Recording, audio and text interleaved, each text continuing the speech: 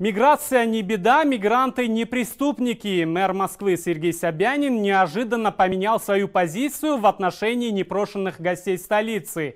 По его словам, мигранты реже стали приступать закон и стали охотнее легализоваться. Насколько это правда, разбирался наш корреспондент в Москве Арслан Мударисов. Во время своего интервью государственному каналу «Россия-1» мэр Москвы Сергей Собянин заявил, что уровень преступности среди мигрантов снизился вдвое. Столичный градоначальник уверен, что мигранты, прежде всего из Центральной Азии, стали более законопослушными. Происходит это якобы из-за ряда предпринятых правительством мер. Это и работа с гастарбайтерами, которые сегодня на процентов 70 регистрируются, получают патенты, отпечатки пальцев оставляют. То есть мы их видим, мы их знаем, и это, конечно, тоже привело к значительному снижению в половину преступлений в области, связанных с миграцией. Действительно ли проблема с криминалом в среде мигрантов решена? Или, как минимум, уровень преступности снизился наполовину? Что думают специалисты в области отношений мигрантов и российской власти по поводу заявления мэра Москвы? Когда говорили об отрицательном влиянии миграции на страну, на первое место выходили часто сводки, которые рассказывали о степени преступности. И сталкивались две линии. Одна линия говорила о том, что зашкаливают эти цифры, другая линия о том, что она намеренно представляется повышением для того, чтобы напугать людей.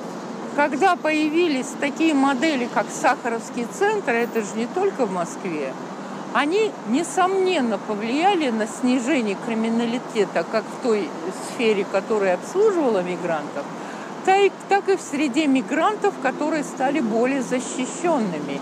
Ибо одно дело быть легально зарегистрированным в России, а другое дело потом отдуваться за то, что документы оказались фальшивыми и попадать в число тех, которые поднимали уровень криминалитета.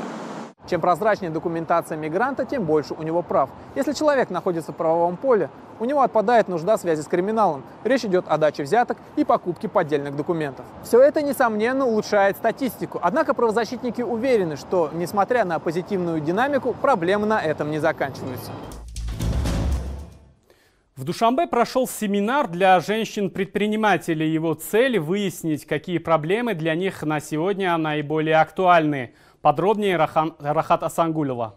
В Таджикистане из 80% предпринимателей, занятых в малом и среднем бизнесе, 70% женщин. У них, в отличие от мужчин-бизнесменов, очень много своих проблем, основная из которых – юридическая неграмотность. В особенности это касается жительниц сельской местности. Полностью зависимые от мужей, они не знают о том, что имеют право на землю или, например, что могут самостоятельно брать кредиты в банке без ведома мужей. На сегодняшний день основной проблемой, которую мы выделили в соответствии анализа, это доступ женщин к финансам, конечно же, знание своих прав, обучению предпринимательскому делу, маркетинговые вопросы, для достижения чего были созданы несколько центров по обучению. Сегодня в национальном форуме, посвященном Всемирному дню женского предпринимательства, участвуют более 150 участниц, в том числе из самых отдаленных регионов. Айсулу Диналиева из Жиргатали – необычный для Таджикистана бизнесмен. Она и 10 ее компаньонок – единственные в стране, кто изготавливает сыры по швейцарской технологии.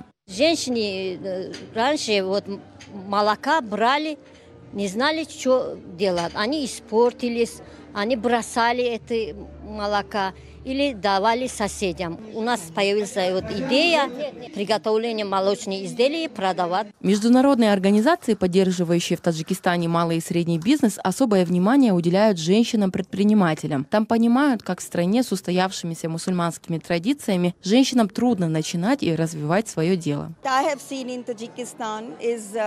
В Таджикистане женщины в основном заняты одним и тем же – народными промыслами или чем-то еще. Сейчас необходимо сделать так, чтобы женщины активно участвовали в общественной жизни, то есть имели возможность работать в разных сферах. К примеру, в секторе энергетики, который сейчас открывается, может быть и в секторе железных дорог, где сейчас в связи с улучшением отношений с Узбекистаном могут быть возможности для получения работы.